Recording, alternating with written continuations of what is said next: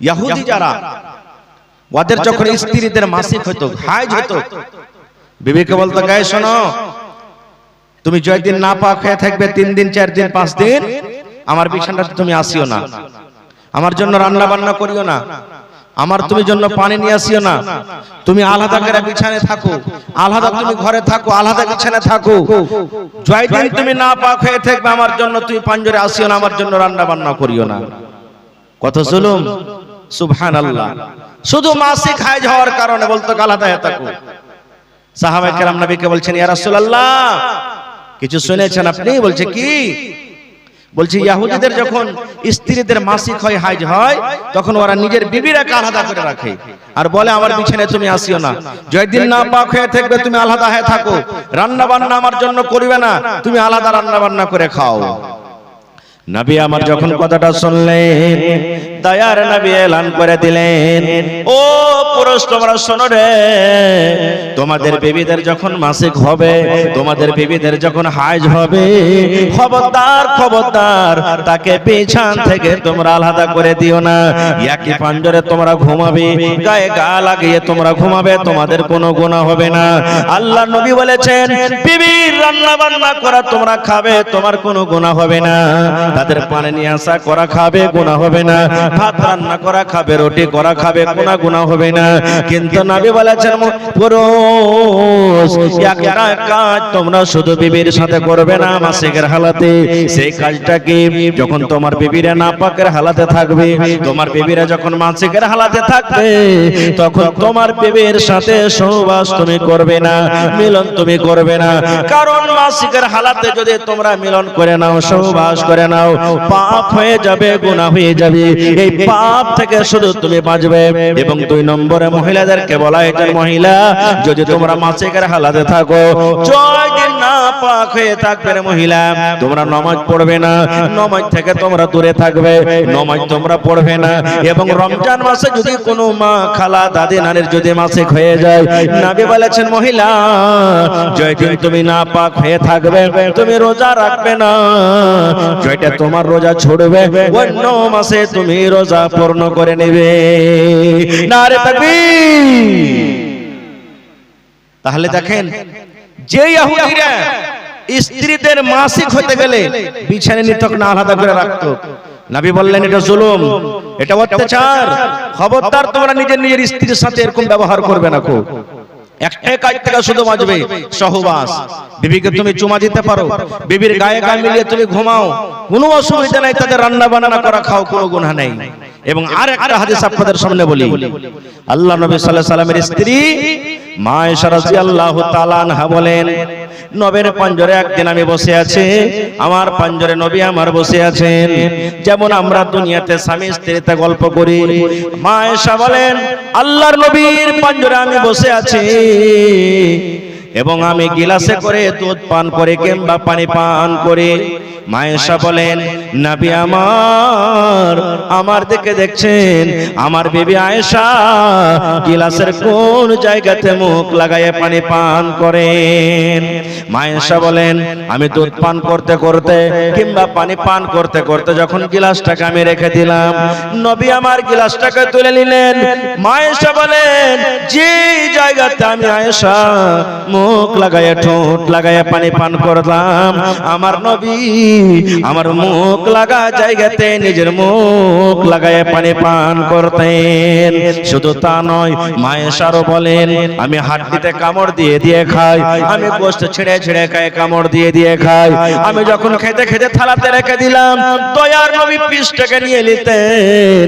মা আয়েশা বলেন, যে জায়গাতে আমি আয়েশা কামড় দিয়ে দিয়ে দিয়ে দিয়ে আমি খাইতাম, নবী আমার কামড় দেওয়া জায়গাতে নিজের দাঁত লাগায়ে কামড় দিয়ে দিয়ে নবীজি খাইতেন। এবং মা আয়েশা শেষে কি বলছেন জানেন? আমি মাসিকের হালাতে তখন থাকতাম, আমি হাইজের হালাতে তখন থাকতাম। এদিক থেকে কি বুঝতে পারলাম আমরা? যে ইহুদিরা মাসিক হতে গেলে বিবির ঝুট্টা কাঞ্জিরা খাওয়া দূরের কথা, পাঞ্জরে ঘুমাইতে দিত না, নবীজি মাসিকের হালাতে, হাইজের হালাতে নিজের বিবির ঝুট্টা কাঞ্জিরা পর্যন্ত খেয়েছেন। মান সম্মান বাড়ালেন না, বাড়ালেন না মেয়েদের? আহা, আজকে আমাদের স্বামী স্ত্রীর মহব্বত ভালোবাসা কি জানেন? সুবহানাল্লাহ। যদি কোনো ভাই খালি ভাত খেতে বসেছে, ভাত খেতে খেতে যেটি ভাত বেশি হয়ে গেছে, আর যদি বিবিকে বলে আব্দুল্লাহর মা ভাত কটা খেয়ে তো আর খেতে পারি না, মা খালা কি বলবেন জানেন? আব্দুল্লাহ রে, তোর বাপের ভাত কটা বকরিটাকে দিয়ে তো, ছাগলটাকে দিয়ে পোটা পড়ার ভাত কে খাবে, আমি খেতে পারবো না। এই তো আমাদের মহব্বত আর ভালোবাসা। সুবহানাল্লাহ। ভাই আমার, আল্লাহ তাবারাক ওয়া তাআলা কোরআনে একটা সূরা আছে সূরাতুশ শুরা, সেই কোরআনে আল্লাহ বলছেন দুনিয়ার মানুষ, আমি আল্লাহ যাকে ইচ্ছা করি বেটি দান করি, আমি আল্লাহ যাকে ইচ্ছা করি বেটা দান করি, আমি আল্লাহ যাকে ইচ্ছা করি বেটা বেটি দুটোই দান করি, আমি আল্লাহ যাকে ইচ্ছা করি বাঁধ করে রাখি। এরকম দুনিয়াতে মানুষ আছে না নেই? আপনাদের এলাকাতে, আপনার গ্রামে আছে, একটাও ছেলে না এরকম দুনিয়াতে আছে, মেয়ে নাই একটাও দুনিয়াতে এরকম আছে, আল্লাহ তাকে কিচ্ছু দেয়নি। কত মানুষ তখন একটু যদি তার সাথে কোনো ঝামেলা হয়ে যায় তো কি বলবেন জানেন? তোর দিলে দয়া ময়া নাই বে, এই লেগে তো আল্লাহ তোকে ছেলে পেলে দেয়নি, এই লেগে আল্লাহ তোকে একটা সন্তান দেয়নি। কত রকম কথা বলবো। বেটি হতে গেলে খোঁচা মারে মারে কথা বলবো না। বেটি দেওয়ার মালিক কে? জোরে বলে। বেটি দেওয়ার মালিক কে? বেটার মালিক কে? বেটি হোক বেটা হোক আল্লাহ তাবারাক ওয়া তাআলা দেন। একটা ছোট্ট করে ঘটনা আমি আপনাদের সামনে তুলে ধরি, তাহলে বুঝতে পারবেন। আমি ঘটনাটা লম্বা আপনাদের সামনে বলবো না, শুধু পয়েন্টটা আপনারা রাখবো। কোরআন মাজিদে একটা সূরা আছে সূরা মারিয়াম। যারা মা খালা দাদু নানি আপনারা যারা পড়ালেখা জানছেন, কোরআনে একটা সূরা আছে সূরা মারিয়াম, আর কোরআন মাজিদে একটা আরো সূরা আছে সূরা আলে ইমরান। আছে না নেই? ওই দুটা সূরাতে মারিয়ামের ঘটনা বয়ান করা হয়েছে। কি ঘটনা বয়ান করা হয়েছে? মারিয়ামের মায়ের নাম হলো হান্না। মারিয়ামের মায়ের নাম কি? হান্না। মারিয়াম যখন পেটে, মা নজর মানছে আল্লাহর দরবারে। কি নজর মানছে? আয় রব্বুল আলামিন, আমি হান্না নজর মানছি আল্লাহ যে আমার পেটে যেটা সন্তান আছে আল্লাহ, এই সন্তান যখন দুনিয়াতে আসবে মা আমি তার কামাই খাবো না, আল্লাহ তোমার দিনের জন্য আমি ওয়াকফ করে দিলাম, আমি মসজিদে তোমাকে দিয়ে দিলাম। আমার ছেলে মসজিদে থাকবে, মসজিদে সাফ সুতরা করবে, মসজিদে ঝাড়ু লাগাবে, নামাজীরাকে পানি তুলে তুলে দিবে, মসজিদে সব বিছাবে। আমার ছেলে মসজিদে থাকবে, মা আমি নাকি পাবো। মা নজর মানছেন কি? হান্না, আল্লাহ আমার পেটে যেটা সন্তান আছে আমি তোমার রাহে দান করে দিলাম, হেবা করে দিলাম। নজর মানলেন। আস্তে আস্তে মাস গেল, দিন গেল, দুনিয়াতে ছেলে না হয়ে মেয়ে হলো। কি হলো? মেয়ে হলো। বেটা না হয়ে বেটি হলো। মায়ের মনে খুব আফসোস, হান্নার মনে খুব আফসোস। এবার হান্না আল্লাহকে বলছেন রব্বুল আমিন, আমি তো ছেলের নজর মেনেছিলাম, কিন্তু আল্লাহ জি ছেলে না হয়ে মেয়ে হলো। আমি তো বেটার নজর মেনেছিলাম, কিন্তু বেটা না হয়ে বেটি হলো। আয় রব্বুল আমিন, কেমন করে আমি বেটি ছেলেকে মসজিদে দেব? মসজিদে কিভাবে বেটি ছেলে থাকবে? আমার মেয়ে মসজিদে কিভাবে থাকবে? মেয়ে ছেলেরা মসজিদে আযান দিতে পারবে না, পুরুষের সাথে একাই কেমন ভাবে যাবে থাকবে? আল্লাহ রাব্বুল আমিন বলেন, এই হান্না চিন্তা করো না রে, তুমি চিন্তা করো না, তুমি আফসোস করো না। আমি আল্লাহ রাব্বুল আমিন যেটা তোমাকে মেয়ে দিয়েছি এটা কোনো সাধারণ মেয়ে নয়। এরা সব এলাকাতে যত বেটি ছেলে আছে, যত মেয়ে ছেলে আছে, তাদের মতো কিন্তু তোমার মেয়ে নয়। হান্না রে, আমি আল্লাহ রাব্বুল আমিন বলি, এই তোমার কলেজার টুকরা মেয়ের নাম তুমি রাখো হান্না মারিয়াম। আল্লাহ নিজে বলছেন যে তোমার এই মেয়ের নাম তুমি মারিয়াম রাখো। বলছিলাম পর্দাটা বন্ধ হয়ে গেছে, ইয়ে আছে পর্দার, হ্যাঁ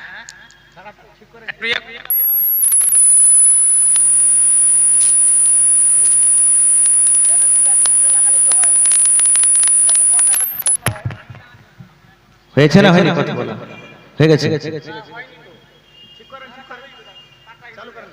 আচ্ছা ঠিক আছে, করছে তো। ভাই আমার ঘটনাটা বলার উদ্দেশ্য হলো এই যে হান্না নজর মেনেছিলেন আল্লাহ তুমি বেটা দাও, কিন্তু বেটা না হয়ে বেটি হলো। হান্নার হাতে যদি থাকতো তো বেটাই হতো নাকি যে ভাই, কিন্তু বেটা বেটি দেওয়ার মালিক কে? আল্লাহ তাবারাক ওয়া তাআলা। এজন্য বেটা হোক বেটি হোক খবরদার মন খারাপ করবেন না। আমার কাছে একটা বই আছে সুনহেরি আওরাক বইয়ের লেখক হল আব্দুল মালিক মুজাহিদ।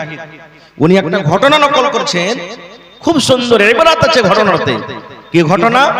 একটা লোক বিবাহ করেছে, এই থাকতে থাকতে থাকতে এক এক করে 6টা মেয়ে তার বাড়িতে জন্ম নিয়েছে।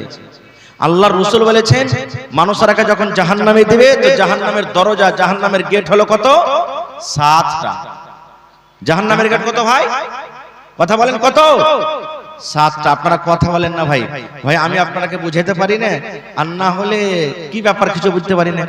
আমার কথা বুঝতে পারছেন তো আপনারা? কথা বলেন, বুঝতে পারছেন তো? মাশাআল্লাহ। জাহান্নামে যাওয়ার 7টা গেট, 7টা দরজা। আর লোকটার মেয়ে হচ্ছে কয়টা? 6টা। একদিন মেয়েকে বলছে, স্ত্রীকে বলছে, বেবি রে, আমি তোমার পরে আর আশা রাখতে পারি না যে তোমার পেট থেকে বেটা জন্ম নিবে। এই জন্য তুমি আমার বিছানায় আর থাকিও না, তুমি আলাদা বিছানায় থাকো, নামতে সব পিছিয়ে চাটাই বিছিয়ে থাকো, এবং তোমার 6টা মেয়েকে তুমি নিয়ে থাকো। এই মুসলমান, তারপরে জুলুম অত্যাচার শুরু হয়ে গেল। তেল দেওয়া বন্ধ হয়ে গেল, চিরুনি দেওয়া বন্ধ হয়ে গেল, সাবান দেওয়া বন্ধ হয়ে গেল, সেবা আদর যত্ন সবকিছু বন্ধ হয়ে গেল। ওরে আল্লাহ, একদিনকার ঘটনা, তার স্বামী মানে লোকটা বিছানায় শুতে আছে, রাত 12টা 1টার সময় স্বপ্ন দেখছে, আমি জানু মরে গেছি। লোকটা স্বপ্ন দেখছে আমি মরে গেছি। আমরা স্বপ্ন দেখি না, ক্রিকেট খেলছি, সামধির বাড়ি চলে গেছি। সামধি বুঝেন তো? বিহাই, বিহাই যাকে আমরা বলি। জামাইয়ের বাড়ি চলে গেছি, বেটির বাড়ি চলে গেছি, অমুক জায়গাতে গেছি, বাজারে একবারে মিষ্টি খাচ্ছি। স্বপ্ন দেখি না ভাই? তো লোকটা স্বপ্ন দেখছে আমি যেন মরে গেছি। এই কিছুক্ষণ থাকা পর লোকটা ভাবা চিন্তা করে বলছে, আরে আসলে আমি মরে গেছি নাকি? একটু পর দেখছে যে একটা লোক তার কাছে হাত ধরে টানতে শুরু করেছে তাকে। লোকটা বলছে, তুমি কে, আমাকে কোথায় নিয়ে যাবে? এবারে লোকটা বলছেন, হে আল্লাহর বান্দারে, আমি হলাম জাহান্নামের দারোগা, জাহান্নামের ফেরেশতা, আমি তোমাকে জাহান্নামের ভিতরে আমি নিয়ে যাব। বেটির বাপ তখন বলছে যে আসলে আমি মরে গেছি, না হলে আমি জাহান্নাম কোথায় পাবো? আসলে আমি মরে গেছি। ও বলছে আমার বিশ্বাস হয়ে গেল আমি মরে গেছি। এবার শোনেন বন্ধুরে, তার হাত কাঁধে ধরে টানতে টানতে যখন জাহান্নামের প্রথম গেট, প্রথম দুয়ারে নিয়ে চলে যাওয়া, পিছন থেকে একজন বেটি ছেলে দৌড়াতে দৌড়াতে দৌড়াতে দৌড়াতে দৌড়াতে দৌড়াতে তার সামনে এরকম ভাবে জাহান্নামের দরজাতে এরকম ভাবে আগা ঘিরে নিয়ে বলছেন, রে আল্লাহর বান্দা, এই ফেরেশতা, আমি এই লোকটাকে এই 1 নম্বর গেট দিয়ে জাহান্নামে আমি যেতে দেব না। এবার তখন জাহান্নামের দারোগা বলছে, তুমি কে, কেন তুমি যেতে দেবে না? এবার মেয়ে ছেলে বলতে লাগলো, এই জাহান্নামের দারোগা শুনে নাও, এটা হলো আমার আব্বাজান, 6টা আমার আব্বু, আমার আব্বার প্রথম কলেজার টুকরা মেয়ে আমি। আমার আব্বাজান আমার চোখের সামনে দিয়ে জাহান্নামের আগুনে জ্বলবে, আমার আব্বাজান আমার সামনে দিয়ে জাহান্নামের ভেতরে যাবে, আমি সহ্য করতে পারবো না। এই জন্য জাহান্নামের দারোগা আমার আব্বাজানকে আমি এই দরজা দিয়ে জাহান্নামের ভেতরে যেতে দেব না।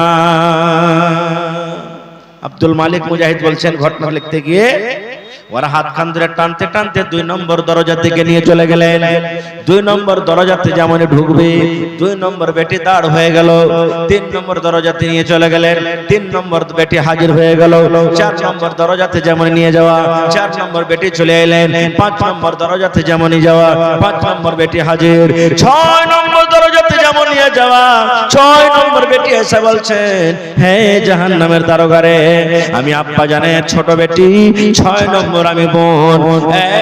জাহান্নামের দারোগা, আমার আব্বা জান আমার চোখের সামনে জাহান্নামের আগুনে পড়বে, আমি সহ্য করতে পারবো না। এই জন্য আমার আব্বাকে আমি এই গেট দিয়ে জাহান্নামের ভিতরে যেতে দেব না।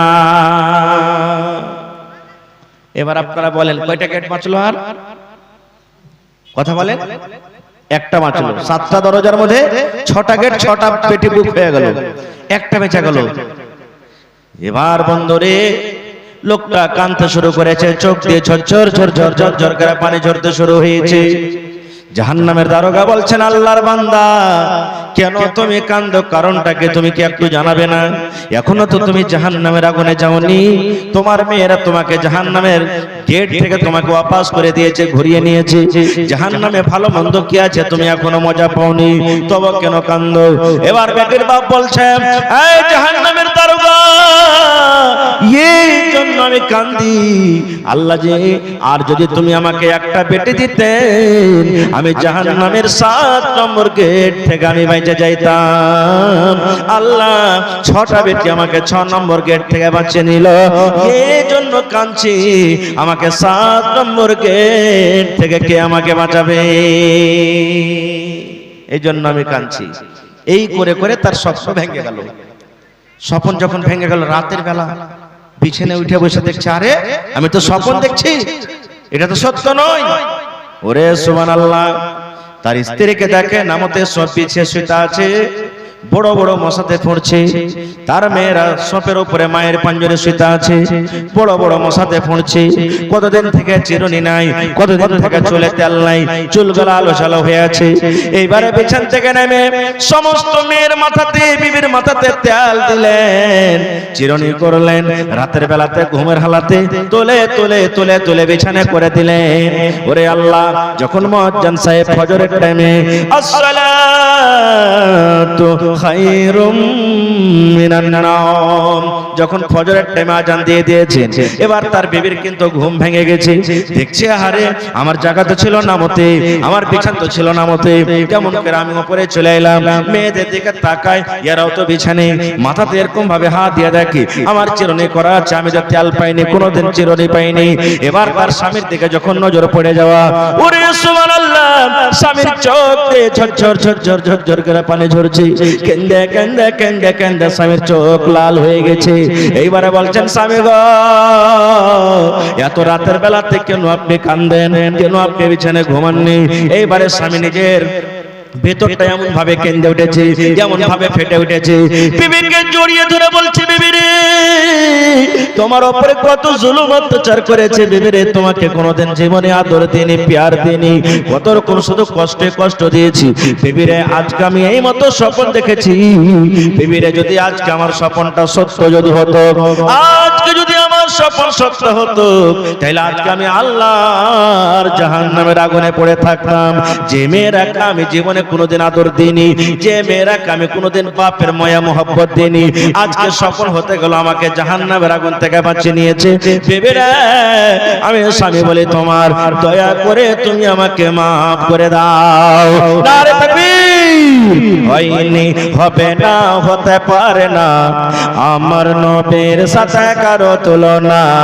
হয়নি, হবে না, হতে পারে না, আমার নবীর সাথে কারো তুলনা। হায়রে তুলনা তো দূরের কথা, ছায়াও মিলে না। হয়নি, হবে না, হতে পারে না, আমার নবীর সাথে কারো তুলনা। হয়নি, হবে না, হতে পারে না, আমার নবীর সাথে কারো তুলনা। সকল নবী রাসূল ছিলেন আল্লাহর দিওয়ানা, দো নয়নে দেখবো আল্লাহ ছিল তামান্না। সকল নবী রাসূল ছিলেন আল্লাহর দিওয়ানা, দো নয়নে দেখবো আল্লাহ ছিল তামান্না। আর মোর নবীকে ডেকে নিলেন, আর মোর নবীকে ডেকে নিলেন, দেখবে রব্বানা। হয়নি, হবে না, হতে পারে না, আমার নবীর সাথে কারো তুলনা। হয়নি, হবে না, হতে পারে না, আমার নবীর সাথে কারো তুলনা। ইউসুফকে দেখে যারা আঙ্গুল কেটেছে, তারা কি আমার নবীর রূপ দেখেছে? ইউসুফকে দেখে যারা আঙ্গুল কেটেছে, তারা কি আমার নবীর রূপ দেখেছে? আর দেখতো যদি কেটে দিত, আর দেখতো যদি কেটে দিত কলিজা খানা। হয়নি, হবে না, হতে পারে না, আমার নবীর সাথে কারো তুলনা। হয়নি, হবে না, হতে পারে না, আমার নবীর সাথে কারো তুলনা। যার শানে আল্লাহ তাআলা করলেন ঘোষণা, খোলকে আসিম আমার শাহে মদিনা, যার শানে আল্লাহ তাআলা করলেন ঘোষণা। খোলকে আসিম আমার শাহে মদিনা, মুসলমানে নবে ছাড়া কিছুই মানে না, মুমিনে কোরআন ছাড়া কিছুই বুঝে না, হয়নি হবে না হতে পারে না, আমার নবীর সাথে কারো তুলনা, হয়নি হবে না হতে পারে না, আমার নবীর সাথে কারো তুলনা। নারে তাকবীর। ভাই আমার, এবার আপনারা বলবেন হাজী মাওলানা, নবীজি নিজের মেয়েকে কি ভালোবাসতেন?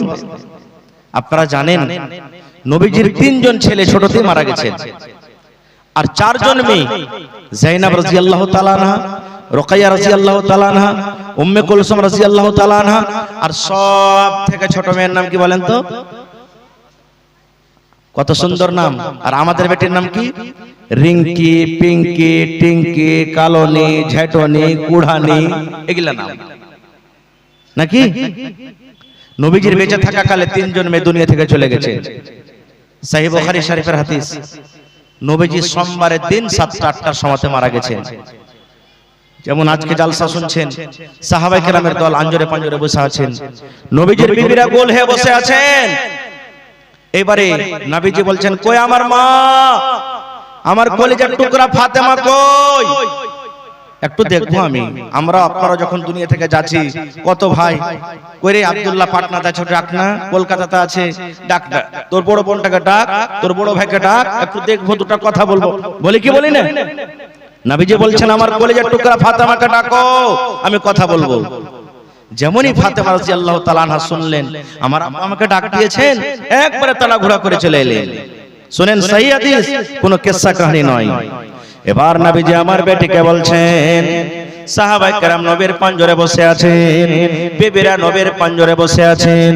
এবার নবীজি বললেন, ও ফাতেমা, মা গো, তোমাকে আমি আস্তে করে কিছু কথা বলবো রে মা, তোমার কানে কানে আমি কিছু কথা বলবো, যেন আমার কথা আমার বিবিরা না শুনতে পায়, আমার কথা যেন আমার সাহাবীরা না শুনতে পায়।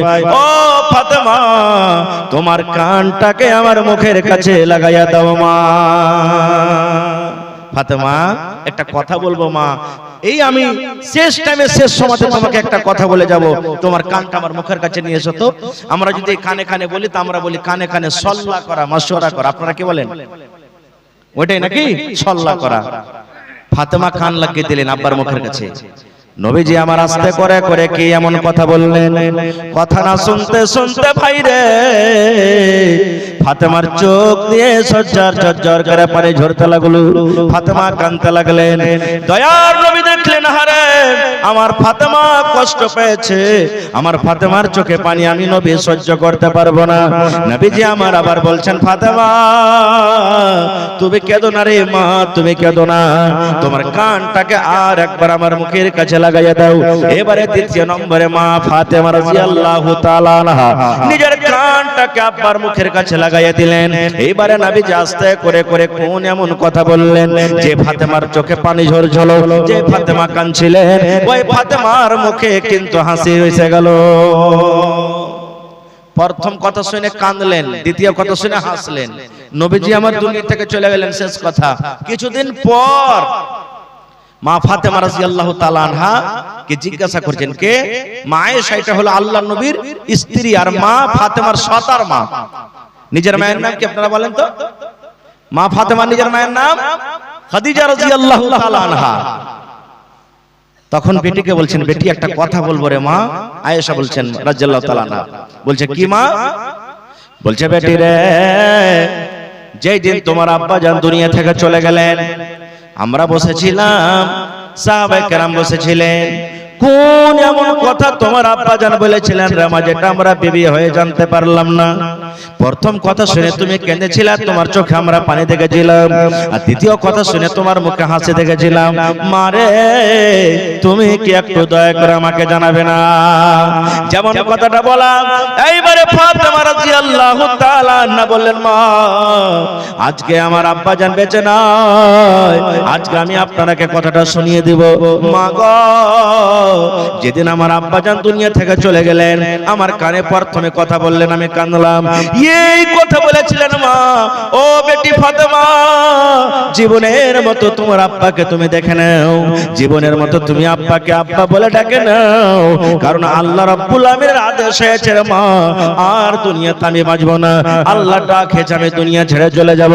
মা গো, আব্বার যখন মৃত্যুর কথা শুনলাম আমার মনটা ভেঙে গেল, আমার মনটা ভেঙে গেল। আমি বললাম, আল্লাহ কি আমাকে মা মা মা মা বলে ডাকবে, কাকে আমি আব্বা আব্বা বলে ডাকবো, কি আমাকে আদর করবে?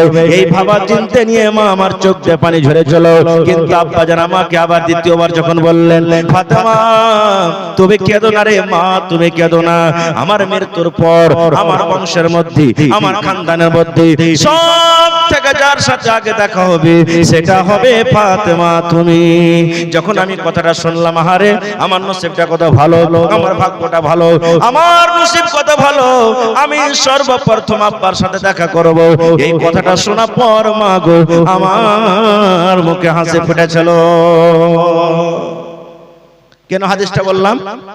উদ্দেশ্যে নবীজি নিজের বেটিকে কত ভালোবাসতেন, নিজের মওতের কথা বেটিকে জানালেন, বিবিরাকে জানালেন না, সাহাবায়ে কেরামকে জানাননি। আর আজকে আমরা কি করব? যখন আমরা মরতে বসবো, আব্দুল্লাহ রে কি জি আব্বা, ওই রাসখোয়ার মার্কেটে ওই রোডের পাঞ্জরে জমিনটা আছে, চল তোরাকে লিখে দি। হালেমা তোরা শুন বেটি, কি জি আব্বা, ওই মাঠে দগা জমিনটা যেটা আছে, চল তোরাকে লিখে দি 3-4 বোনকে। এরকম হয় কি হয় না ভাই বলেন? এই তো আমাদের মহব্বত আর ভালোবাসা।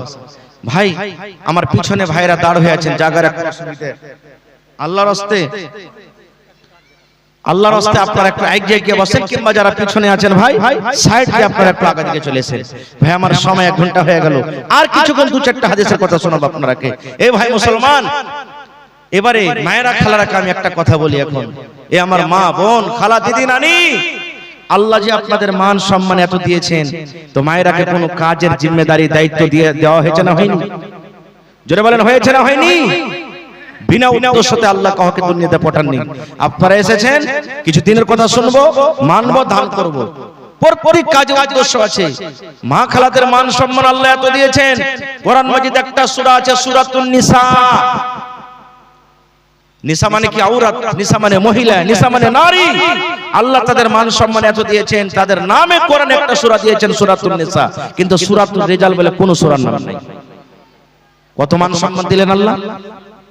জি, সূরাতুন নাস মানে মানুষ আছে, অতি সবাই চলে আসবে, কিন্তু সূরাতুর রিজাল বলে খাস কোন সূরা নেই। সুবহানাল্লাহ। এই মায়েরা আপনাদের মান সম্মান কত দিয়েছেন। তো মায়েরা খালারা, আপনারা আর 2টা হাদিসের কথা বলে যাই।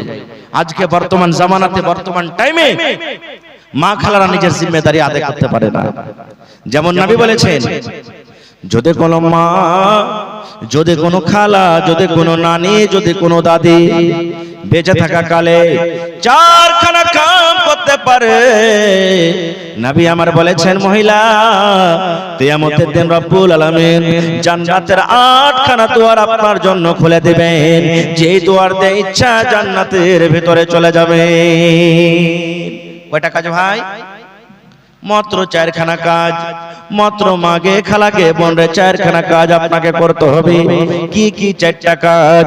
1 নম্বরে নবী বলেছেন, আল মারাতু ইদা সাল্লাত খামসাহা, যদি কোনো মা 5 ওয়াক্ত নামাজ পড়িতে পারে। 5 ওয়াক্ত নামাজ, নামাজকে নামাজের মতন পড়িতে হবে না নিজের মনের মতন পড়িতে হবে? আল্লাহর নবীর তরিকাতে নামাজ পড়িতে হবে, তাহলে নামাজ কবুল হবে, না হলে হবে না। এখানে আরেকটা কথা বলে দিই, কেউ মনে দুঃখ করবেন না ভাই, সত্য কথাটা বলছি। ভাই ভাতিজা বেটা হিসেবে বলছি আপনারা, কি এটা মাদ্রাসার জালসা না? আমরাও পড়েছি মাদ্রাসাতে, আমার মাওলানা বসে আছেন। 8 দিন 10 দিন পর্যন্ত মুখস্থ করে করে একটা বায়াত বানিয়ে শিখেছি, আত্মাহাতে শিখেছি, দুরূদ শরীফ শিখেছি, 5 বছর 7 বছর পড়ে পড়ে কোরআন পড়তে শিখেছি, আম্মা পড়া পড়তে শিখেছি। এবার আপনারা বলেন, আপনারা তো মেলায় মানুষ এমন আছে কোন মাওলানার মুখই দেখেননি, কোন মাদ্রাসাতে যাননি, কোন মক্তবে যাননি, কোন মসজিদে যাননি, কোন কলেজ ইউনিভার্সিটিতে যাননি। তাহলে বলেন আমাদের পড়া আপনাদের পড়া পার্থক্য হবে না? হবে না? হবে না? হবে না? কিন্তু আমরা শিখবার চেষ্টা করব না। লজ্জা লাগছে যে মাওলানা কেমন করে যাব, ভুট্টা লাল হয়ে গেল, জিজ্ঞাসা করব দাদা, হে ভুট্টা যে পোকা লেগে গেল কোন ওষুধটা দিব, ধান যে সব জ্বলে গেল কোন ওষুধটা দিব, দুনিয়াদারি জিজ্ঞাসা করব, কিন্তু শরীয়ত আমরা জিজ্ঞাসা করব না। আল্লাহ নবীর জামানাতে এক বাপ নিজের বেটির বিবাহ দিবে, সহিহ হাদিস, আল্লামা আলবানী রাহিমাহুল্লাহ হাদিসটাকে হাসান বলেছেন, সহিহ বলেছেন।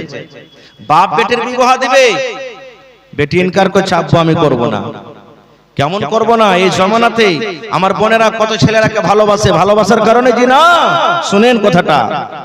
বেটি বলছে আব্বু আমি বিয়ে করব না। খুব বাপ চলে গেলেন নবীর দরবারে, নবীজি আমি ভেবেছি আমার মেয়ের বিবাহটা আমি দিব, কিন্তু আমার বেটি ইনকার করছে, হইলে একটু বুঝান তাকে আপনি। নবীজি বললেন তোমার বেটিকে নিয়ে এসো, যাও। সাথে চলে গেলেন।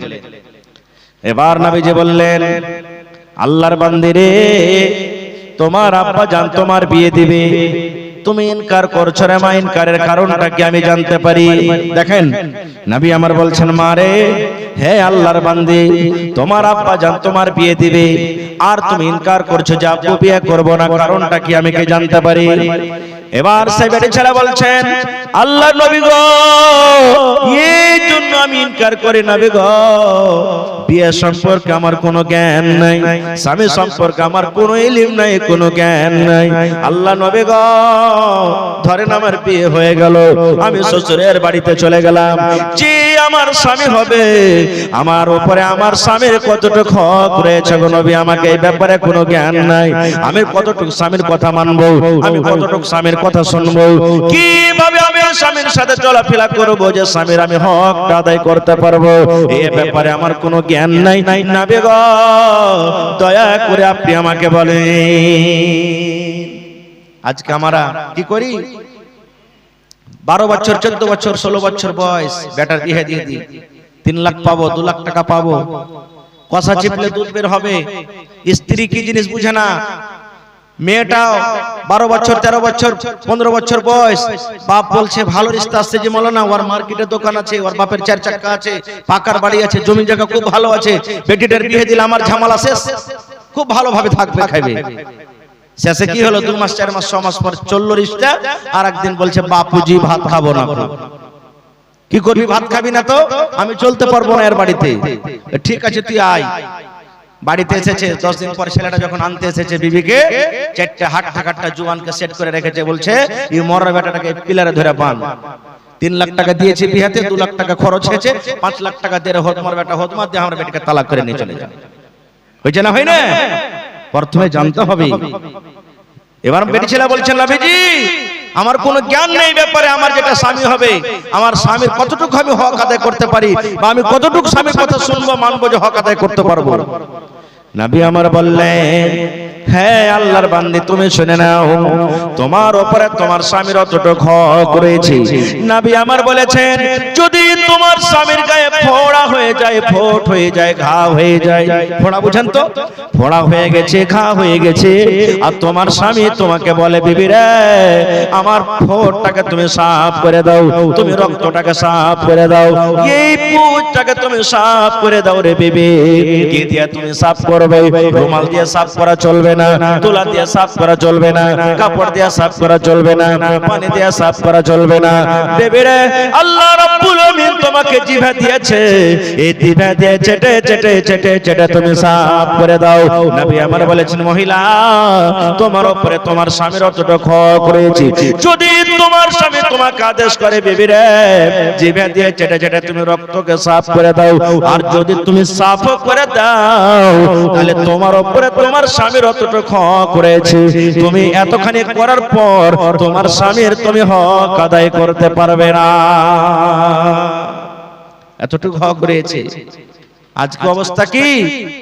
মা খালারা বাড়িতে রান্না বান্না করছেন, আর কোন ভাই যদি বাড়িতে এসে যদি বলে আব্দুল্লাহর এক গ্লাস পানি গলা দাও, তো মন ভালো থাকলে দিবে, না হলে ঘুচা মেরে বলবে কপালে তোমার চোখ নেই নাকি, পানিটা লিয়ে খাইতে পারবে না, তুমি এক গ্লাস তুমি পানি নিয়ে খেতে পারবে না, তোমার কপালে চোখ নেই, এমন ঘুচা মেরে কথা বলবে যে সুবহানাল্লাহ। সারা দিনের আপনার যা পানি খাওয়া খাস্তানা ছিল সব তার ঠান্ডা হয়ে গেল, আর পানির দরকার হবে না। এই মায়েরা শুনেন, আল্লাহ রাসূল বলেছেন যদি কোনো মা, যদি কোনো খালা, যদি কোনো বোন, যদি কোনো দিদি, যদি কোনো নানি, আল্লাহ নবী বলেছেন বলেছেন বেঁচে থাকাকালে 5 ওয়াক্তের নামাজ পড়িতে পারেন। আল্লাহ রাসূল বলেছেন 1 নম্বর কাজ as-সালাতু আলা ওয়াক্তিহা, যদি কোনো মহিলা টাইমের উপরে 5 ওয়াক্তের নামাজ পড়িতে পারে। কেমন করে নামাজ পড়িতে হবে? একটা গল্প বলছি ভাই, হাদিসের কথা কেউ মনে করিয়েন না, এমনি গল্প। একটা বেটি ছেলে বিয়ে হওয়ার পর শ্বশুর বাড়ি চলে গেছে। শ্বশুর বাড়িতে গেছে, শ্বশুর বাড়িতে গিয়ে ওর শাশি নামাজ পড়ে, ননদ নামাজ পড়ে, দাদা শাশি নামাজ পড়ে, যা জ্যাঠানি বাড়িতে সবাই নামাজ পড়ছে, বহুটা জীবনে নামাজ পড়ে না। এরকম বাড়ি, এরকম পরিবার আছে যে মা বাপ দাদু দাদি সব বেনামাজি, এরকম আছে না নেই? আর এরকম পরিবার আছে যে সবাই নামাজি। তো বহুটা শ্বশুর বাড়িতে গেছে, ওর শাশি বলছে যে 2 দিন 4 দিন হওয়া পর যে হাগে বহু তুই নামাজ কেন পড়িস না? বহুটা নামাজ পড়তে জানে না, জীবনে নামাজ পড়েনি। ওর নিজের শাশুড়িকে লজ্জাতে বলতে পারে না যে মা জি আমি নামাজ পড়তে জানি না, লজ্জার ব্যাপার। তখন বলছে মা এবার আমি আমার বাপের মায়ের বাড়ি যাব, ওখান থেকে আসবো, তখন নামাজ পড়বো। তো শাশুড়ি বলছে যে নতুন বউ কি বলবো, যাকে পড়লে না তো পড়লে না। বাপের বাড়িতে গেছে, ওর বাপ ঢেরা ঘুরাইছে, ঢেরা বুঝেন, দড়ি পাকাইছে, ঢেরা ঘুরেছে। ই বাড়িতে যার করে ভাই সালাম কালাম দুয়া তাবিজ না দিয়া একবারে গাল দে, মরা বেটা মরা, আট করে বেটা আট করে, কাট করে বেটা কাট করে, মায়ের লোকের গাল বুঝতে পারছেন অত বলা যাবে না, একবারে শুরু করে দিয়েছে। ওর বাপ বলছে হারে বেটি শ্বশুর বাড়ি থেকে আলি, হাসি মুখে নাইছে, সালাম কালাম কিছু না করলে তুই এত পাচ্ছা দুয়া দিছিস মানে? বলছে দিব না গাল, দিব না। এমন বাড়িতে আমার বিয়ে দিয়েছো, শুধু বলছো নামাজ পড়ো নামাজ পড়ো নামাজ পড়ালছো, তুমি আমাকে কি নামাজ পড়া শেখালছো যে আমি নামাজ পড়বো? বাপ কত বড় মৌলভী সাহেব দেখেন, বলছে কেন রে বেটি তুই নামাজ পড়তে জানিস না? বলছে কখন তুমি নামাজ পড়ো আমাকে শেখালছো যে জানবো? বলছে বেটি শোন, তো শ্বশুরের বাড়ি থেকে কে নামাজ পড়ে? বলছে আমার দাদা শাশুড়ি নামাজ পড়ে, আমার ননদরা পড়ে, আমার শাশুড়ি আমার যা জ্যাঠানি সবাই নামাজ পড়ে। বাপ দেখেন এরকম যদি ভালো মৌলভী সাহেব হয়, নাউজুবিল্লাহ মৌলভী খাওয়া পাপ হয়ে যাবে। তাহলে একবারে 8 বছর 10 বছর পড়ার কি দরকার আছে? 1 মিনিটে নামাজের নিয়ম কানুন শিখে নেবে।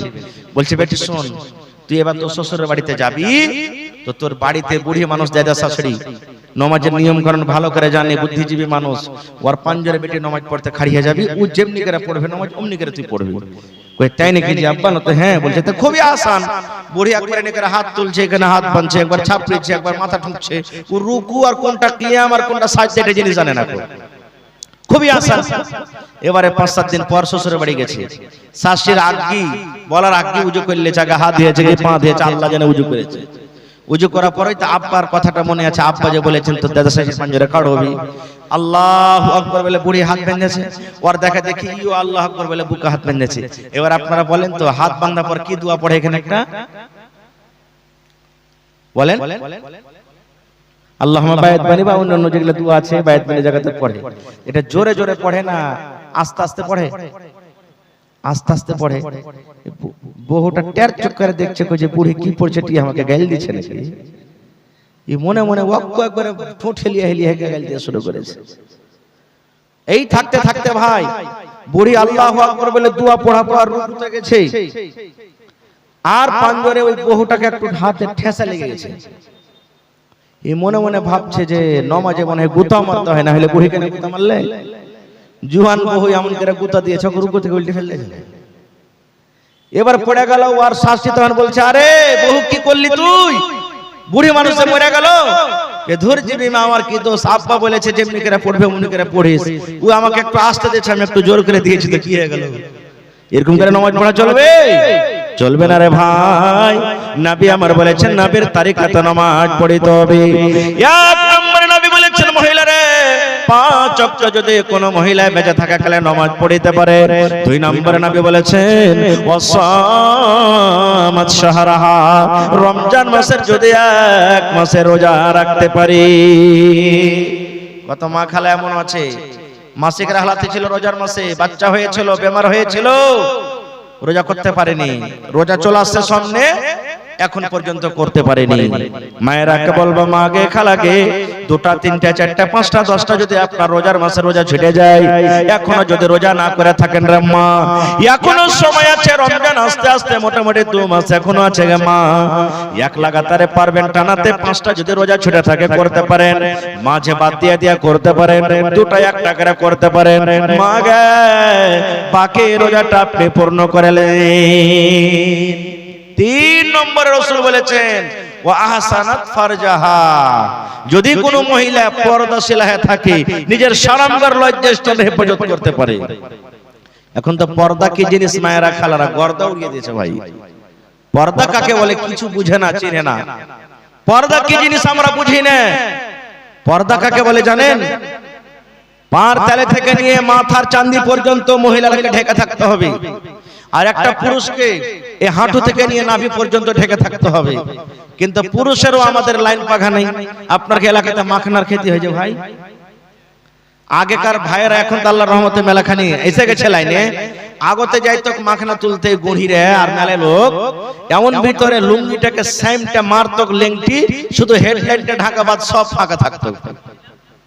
এই মতো তারা পর্দা করতো। জি, পর্দা কাকে বলে একটা হাদিসের কথা বলছি আপনাদের সামনে। এ মায়েরা, সহি হাদিস। আল্লাহ নবীর জামানাতে একটা মহিলা হাজির হয়ে গেছে। মহিলার কাছে মির্গির বেমার আছে। মির্গিওয়ালা পেশেন্ট দেখেছেন আপনারা? দেখেছেন ভাই মির্গিওয়ালা পেশেন্ট? সুবহানাল্লাহ। আল্লাহ রাসূলের জামানাতে সে মহিলা বলছে, নবীজি আল্লাহ আমাকে মির্গির রোগ দিয়েছে, মির্গিওয়ালা পেশেন্ট আমি, একটু আপনি আমার জন্য দোয়া করে দেন, আল্লাহ যেন আমার বেমারিটাকে ভালো করে দেয়, আমার জন্য রোগটাকে ভালো করে দেয়, একটু দোয়া করে। নবী আমার বলছেন, মহিলা আমি নবী দোয়া করব, হয়তো তুমি ভালো হয়ে যাইবে, তবে আল্লাহর বান্দি তুমি ভালো হইতে চাও, আমি দোয়া করব তুমি ভালো হয়ে যাবে, এটা চাও না সবর করে আল্লাহর জান্নাত যেতে চাও, কোনটা তুমি চাও বলো তো? এই জামানার আমরা মানুষ হতাম তো কি বলতাম, মাওলানা জি জান বাঁচলে লাখও পাই, আগে ভালো তো হয়ে যাক তখন পরে দেখা যাবে। সে মহিলা বলছেন, নবীজি আমি সবর করব, আল্লাহ আমাকে মির্গির বেমার দিয়েছে, আমি সবর করে আল্লাহর জান্নাতে যাব, কিন্তু নবী গো একটু আমার জন্য আর দোয়া করে দেন। কি দোয়া? বেমারি ভালো হওয়ার জন্য নয়। নবী গো আমি একজন মহিলা মানুষ, রাস্তা দিয়ে হাঁটি, আগুন বুঝি না, পানো বুঝি না, লোকজন বুঝি না, আমার যখন বেমারিটা চালু হয়ে যায় আমি হয়তো মানুষের সামনে কাঁপতে কাঁপতে কাঁপতে কাঁপতে বেহুশ হয়ে পড়ে যাই, আমার জ্ঞান হারিয়ে যায়, হুঁশ বুদ্ধি থাকে না, আমি তখন জানতে পারি না আমার মাথাতে কাপড় আছে কিনা, আমার সিনাতে কাপড় আছে কিনা। আল্লাহ নবী গো ওই টাইমে আমি বুঝতে পারি না যে আমি পর্দাশীলা হয়ে আছি কিংবা বেপরদা হয়ে আছি। নবী গো একটু আপনি আমার জন্য দোয়া করে দেন, যখন আমার বেমারিটা চালু হয়ে যাবে, বেহুশ হয়ে যখন আমি পড়ে যাব, তখন আমি যেন বেপরদা না হয়ে যাই গো নবীজি। মায়েরা খালারা পিছন দিকে জায়গার একটু অসুবিধা, আগা দিকে মনে হয় সামনে ফাঁকা আছে, একটু আগে আগে বসেন গো মা, আপনাদের বোনরা পিছনে ওরাকে জায়গা দেন, কিংবা পিছনে যারা আছেন সাইড দিয়ে আপনারা আগে চলে এসেন মা, আর আপনারাও ভাই একটু আগে আগে বসেন, ঘাসকতে ঘাসকতে ঘাসক আইয়ে जहां जगह खाली है वहां बैठिए, একটু করে সামনে আগে আগে যান ভাই, আপনি জমিনটা বদলে বদলে বসবেন, জায়গাটা এইটা কিয়ামতের দিন আপনার জন্য গাওয়া হয়ে যাবে, গাওয়া দিবে আপনার জন্য। তো ভাই আমার 3 নম্বরে কি হবে? পর্দাশীল হয়ে থাকতে হবে। 4 নম্বরে রাসূল বলেছেন ওয়া আতাআত বালাহা, যে মহিলারা নিজের স্বামীর খেদমত করবে, স্বামীর কথা মতো চলবে। কেমন ভাবে স্বামীর কথা মতো চলবে? কিভাবে স্বামীর কথা শুনতে হবে? একটা সহিহ মুসলিম শরীফের হাদিস আপনাদের সামনে তুলছি, কথা লম্বা হয়ে যাবে ভাই, আমি ছোট করে বলবো কথাটা। আল্লাহ রাসূল সাল্লাল্লাহু আলাইহি ওয়াসাল্লাম একদিন মসজিদে বসে আছেন, মসজিদে নববীতে, সহিহ মুসলিম শরীফ জিলদ সানিতে হাদিসটা আপনি পাবেন, আর সাহাবায়ে কেরাম বসে আছেন, আর একটা মেহমান, একটা কুটুম, কুটুম বুঝেন তো আপনারা, মেহমান নবীকে বলছেন, ইয়া রাসূলুল্লাহ আজ রাতে আপনার বাড়িতে মেহমানদারি করব, কুটুম তালি করব, আমি বাড়িতে থাকবো। নবীজি মেহমান পেয়ে খুবই খুশি হতেন। নবীজি একজন সাহাবীকে বলেন, হাগো হাগো তোমরা একটু আমার বাড়িতে দেখো তো, আমার বাড়িতে যাও তো দেখি কিছু খাবার আছে কি নাই। সাহাবায়ে কেরাম চলে গেলেন, দুজন জিজ্ঞাসা করলেন, সমস্ত বাড়ি থেকে একটাই উত্তর এলো, আল্লাহ নবীকে বলে দাও আজ রাতে নবীর বাড়িতে শুধু পানি আছে, পানি ছাড়া অন্য কোনো খাবার নাই। সুবহানাল্লাহ। নবীকে সাহাবায়ে কেরাম বললেন, ইয়া রাসূলুল্লাহ আপনার বাড়িতে গেলাম, জিজ্ঞাসা করলাম, একটাই উত্তর, নবীর বাড়িতে শুধু পানি আছে, পানি ছাড়া অন্য কিছু নাই।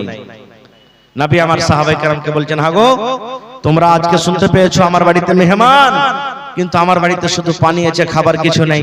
কে তোমরা এমন একজন আল্লাহর বান্দা আছো আমার মেহমানকে সাথে নিয়ে যাবে, মেহমানের মান সম্মান করবে, আল্লাহ তাআলা তারপরে রহম করবেন, দয়া করবেন।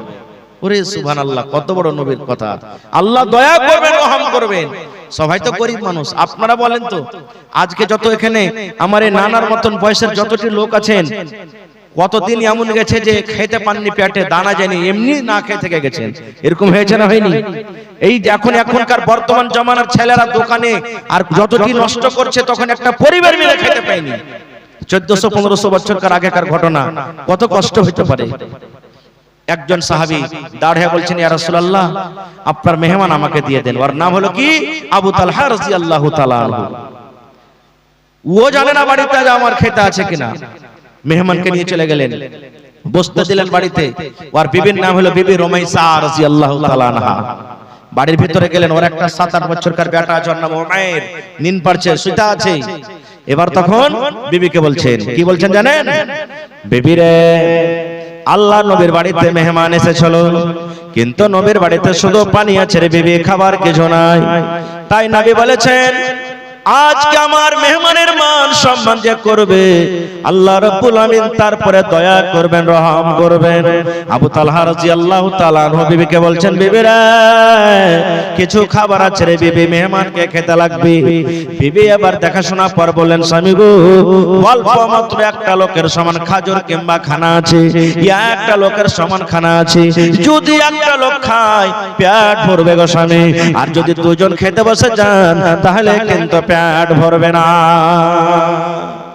একটা লোকের সমান খানা কিংবা খাজুর বাড়িতে, তার ছেলেটা যদি উঠে কান্দে তো ওর জন্য রেখেছে, এই ছাড়া কিছু নাই।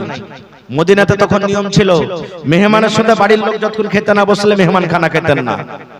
আবু তালহা মনে মনে বলছেন, আল্লাহ, আমার বাড়িতে একটা লোকের সমান খানা, আর আমিও যদি মেহমানের সাথে বসে যাই, একটা খানা দুদিকে ভাগ হয়ে যাবে, আর ভাগ যদি হয়ে যায় মেহমানের পেট ভরবে না, আর মেহমানের যদি পেট না ভরে মেহমানের মান সম্মান করা হলো না। এই থাকতে থাকতে বিবিকে বলছেন, বিবি রে, রাত হয়ে গেছে রে বিবি, একটা তোমাকে কাজ করতে হবে। কি কাজ? বলছে, বিবি রে, আমরা দুজন খেতে বসে যাব, দাস্তারখানা তুমি লাগিয়ে দিবে, চারাকের পলটাকে তুমি ছোট্ট করে দিবে, team team team team team team করে যেন চারাকে আলো হয়, চারাকে যেন চারাকে যেন আলো না হয়, টিম টিম টিম টিম করে যেন চারাক জ্বলে। আমি তখন বলবো, বিবি রে, দেখো তো চারাকে তেল নেই নাকি, তেল ঢেলে নিয়ে আসো। তেল ঢালার বাহানাতে তুমি চারাকটা নিয়ে চলে যাবে, আর অন্ধকারে বসে বসে আমরা দুজন খাবো। আমি আবু তালহা শুধু থালাতে হাত দুবার মুখে দিব, থালাতে হাত দুবার মুখে দিব, মেহমান যাতে মনে করে আবু তালহা আমার সাথে খায়। বলছে, হ্যাঁ স্বামী জান, এটা কিন্তু ভালো বুদ্ধি। খানা বিছিয়ে দিলেন, দুজন বসে গেলেন, চারাকের পলটাকে ছোট্ট করা হলো। আবু তালহা রাদিয়াল্লাহু তাআলা আনহু কথা মতো বিবিকে বলছেন, বিবি রে, ও বিবি রমেশা, দেখো তো চারাকে তেল নেই নাকি, তেলটা তুমি ঢেলে নিয়ে এসো। তেল ঢালার বাহানাতে চলে গেলেন। এবারে হযরত আবু তালহা রাদিয়াল্লাহু তাআলা আনহু শুধু অন্ধকারে থালাতে হাত দেয়, মুখে দেয়, থালাতে হাত দেয়, মুখে দেয়। বলছেন, আমি একটাও খাজুর পর্যন্ত মুখে দেইনি, সমস্ত খাবার আমি মেহমানকে খাইয়ে দিয়েছি। ভোরবেলাতে মেহমানকে সাথে করে নবীর দরবারে হাজির হয়ে গেলেন। নবীজি দেখে মুচকি মুচকি হাসছেন। এবারে বলছেন, ইয়া রাসূলুল্লাহ, মেহমানের কি মান সম্মান করতে পারেনি গো নবীজি। এইবারে নবীজি বললেন, আবু তালহা রে, আজ রাতে তুমি মেহমানের সাথে যা করেছো রে বাবা, আল্লাহ রাব্বুল আমিন জিবরিল মারিফাত আমাকে জানিয়ে দিয়েছেন। শুধু তা নয় রে আবু তালহা, তোমরা মিয়া বিবি মেহমানের সাথে যা করেছো, আল্লাহ খুশি হয়ে তোমাদের ব্যাপারে কোরআনের একটা আয়াত নাজিল করে দিয়েছেন, যে আয়াত কিয়ামত পর্যন্ত মানুষরা তেলাওয়াত করবে। ওয়া ইউসিরুনা আলা আনফুসিহিম ওয়ালাউ কানা বিহিম খাসাসা। নারে তাকবীর। এই দেখেন, এখানটা যদি মাওলানারা শুধু চেক নিয়ে চলে যায় জুম্মার দিন, আর জুম্মার টাইম হয়ে গেছে, যদি কোনো ভাই আল্লাহওয়ালা যদি মেহমানটাকে সাথে করে নিয়ে চলে যান, মাওলানা চলেন, কোথায় খাওয়া দাওয়া করেছেন না করেছেন আমার বাড়িতে করে নেন। কত স্ত্রী জাতি এমন আছেন, কত মা বোন, কত ভালোবাসা দিবেন তাকে, দোয়া করবেন, দোয়া নিবেন, আদর করবেন। আর কত বোন স্বামীটাকে গালি দিবে, মুখ পোড়া কাহাকার, তোমার হুঁশ বুদ্ধি নাই, বাড়িতে তাই তরকারি আছে কিনা কোনো খোঁজ খবর না লে মেহমান নিয়ে চলে আসছে বাড়িতে। এই তো আমরা মান সম্মান করছি। আপনাদের এলাকাতে মহিলারা ঈদ বকরিদের নামাজ মসজিদে পড়ে না, আপনাদের সাথে পড়ে? ঈদগাহে, মাশাআল্লাহ, এটা সুন্নাত তরিকা। যতদিন ব্যবস্থা না হয়েছে ব্যবস্থা করেন। যতদিন না হয়েছে পড়ছে আলাদা কথা। নবীর জামানাতে আজকে যেমন মহিলাদের জন্য আপনারা বসার জায়গা করেছেন আলহামদুলিল্লাহ, নবীর জামানাতে পিছন দিকে মহিলারা, আগা দিকে পুরুষেরা। নবীর জামানাতে মাইক ছিল না। ঈদ বকরিদের খুতবা আগে না নামাজ আগে ভাই? নামাজ আগে, খুতবা পরে।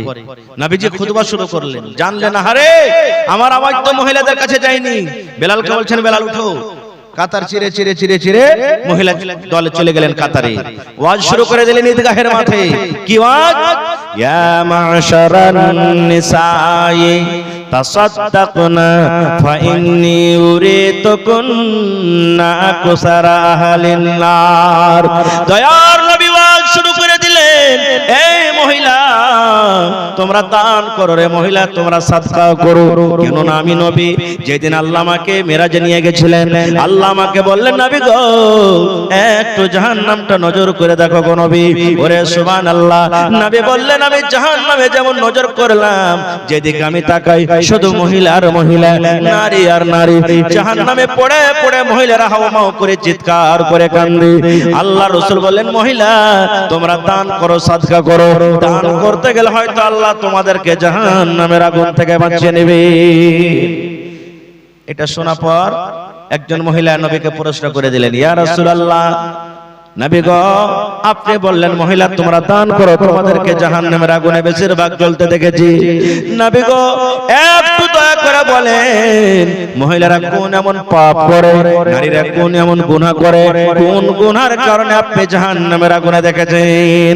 নবী আমার বললেন, মহিলা মাত্র দুটা পাপের কারণে আমি তোমাদেরকে জাহান্নামের আগুনে দেখেছি। মাত্র দুটা করে পাপ, দুটা করে গুনাহ তোমরা বেশি বেশি করে দাও, তোমাদের দ্বারাতে দুটা করে বেশি গুনাহ হয়ে যায়। এই দুটা গুনার কারণে আমি তোমাদেরকে জাহান্নামের আগুনে দেখেছি। এক নম্বর গুনাহ তাকসুরুন আল্লাহনা, মায়েরা খালারা বেশি বেশি করে লানতান করে। আর দুই নম্বর গুনাহ হলো ওয়া তাকফুরনাল আশির, নিজের স্বামীর মালের নাশুকরি করে। নাশুকরি কি? কাকে নাশুকরি বলে? আমার কোন ভাই চলে যাচ্ছেন রাসাখোয়া বাজার, বিবি বলছেন যে সালেমার বাপ শাড়ি নেই, বাপ চুরি নেই, একটা বা চুরি গেল আমার জন্য নিয়ে আসেন। ইদিক উদিক কাম কাজ করার পর টাকা শেষ হয়ে গেছে, নাই বা ভুলে গেছেন। বাড়িতে দেখছেন তো চুরিও নেই, কাপড় টাপড় কিচ্ছু নেই। বলছে কি ব্যাপার জি, তোমাকে বলেছি যে একটা চুরি কিংবা একটা শাড়ি গাড়ি নিয়ে আসবে, কই? বলছে আচ্ছা 2-4 দিন পর নিও, টাকা শেষ হয়ে গেছে। কি বলবেন জানেন? এই মুখ পোড়ার বাড়তে জীবনে সুখ শান্তি আমি পেলাম না। 4জন 5জন মা খালা বোনেরা বসে বসে গল্প করছেন, সুবহানাল্লাহ। 4জন 5জন যদি খালি বহুরা বসে যায়, দুনিয়াতে একটাও শাশুড়িকে ভালো রাখবে না, কোনো শাশুড়ি ভালো নাই। আর দুনিয়াতে যদি 5জন 7জন খালি শাশুড়ি বসে যায়, তো কাহরি বহু ভালো নাই। এরকম হয়েছে না, হয় না? হ্যাঁ, শেষের বেলাতে তখন 2 ঘন্টা গল্প করার পর বলবে বহুরে, আর 2টা বহুর কথা থেকে গেল, আল্লাহ বাঁচে থাকে ফের কোনোদিন বলবো, মানে বিষয় শেষ হলো না। সুবহানাল্লাহ, এই তো আমাদের অবস্থা। যদি কোনো মা খালা বসে আছেন, বলছে কি খেয়েছিস রে বাবু তুই? আমার গুধারকে বাপটা মাছ নিয়ে এসেছিল, বলছে আমি ডিম করেছিলাম, বলছে পোলটা করেছিলাম। তুই কি খালি রে বাবু? আর বলছে ভাই পাটা চমচম দিয়ে খেয়েছি। পাটা চমচম বুঝেন তো? বাটা নুনের নাম আমি পাটা চমচম রেখেছি, এক মিষ্টি চমচম, এটা পাটা চমচম। ওর কুমিনা গোল করে পাটা চমচম করে বুবুরে আজ মনে হয় জি খান্ডা ধস ধস করছে। এই আমারকে ছোনার বাড়তে আইছে, ছোনার বাপের বাড়িতে আইছে, কোনদিন 2টা ভালোভাবে দানা গালা পাইলো না রে বাবু, এরকমই খেয়ে খেয়ে দিন কাটছি। এই আমার মায়েরা খালারা শোনেন, আপনার স্বামী কত কষ্ট করে আপনার জন্য সবকিছুরই ব্যবস্থা করেন, কিন্তু একদিন কমে যাওয়ার কারণে, একদিন না পাওয়ার কারণে সমস্ত নিয়ামত ভুলে গেলেন। নবী বলেছেন, মহিলা রে এই 2টা করে পাপ, 2টা করে গুনাহ তোমরা করো, এই জন্য আমি তোমাদেরকে জাহান্নামের আগুনে দেখেছি। কথাটা শোনা পর হযরত বেলাল বলছেন, আমি তলিয়া বিছিয়ে দিলাম। ওর কাছে রুমাল, তলিয়া, গামছা যা ছিল বিছিয়ে দিলেন। মায়েরা শোনেন, জালসা শুনতে আসে মানুষ, টাকা নিয়ে যায় কিছু দান করবা, নামাজ পড়তে কে কে নিয়ে যায়? হযরত বেলাল বললেন দান করতে শুরু করে দিলেন। মহিলারা কি দান? যার কাছে টাকা আছে টাকা দিয়ে দিলেন, কে কানের খুলে দিয়ে দিলেন, কে নাকের খুলে দিয়ে দিলেন, কে গলার খুলে দিয়ে দিলেন, কে হাতের খুলে দিয়ে দিলেন, কে আংটি খুলে দিয়ে দিলেন, কে পার পায়াল খুলে দিলেন। যার কাছে যা গয়নাগাটি ছিল খুলে খুলে খুলে আল্লাহর নবীর সঙ্গে দান করে দিলেন। নারে তাকবীর! আল্লাহর নবী দিনার নবী গো, নবী ছিলেন দিনের দিওয়ানা। দেখ নবীর মুজিজা, ভাগবতী মা খাদিজা সইপে দিলেন জীবন আর জৈবন।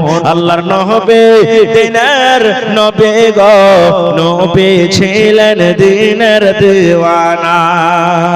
আপনারা বলবেন হাজী মাওলানা এই যে জালসা করছেন আর দান চাইছেন, এর কি হাদিস আছে? দান চাহার হাদিস আছে? আছে, সেই হাদিস।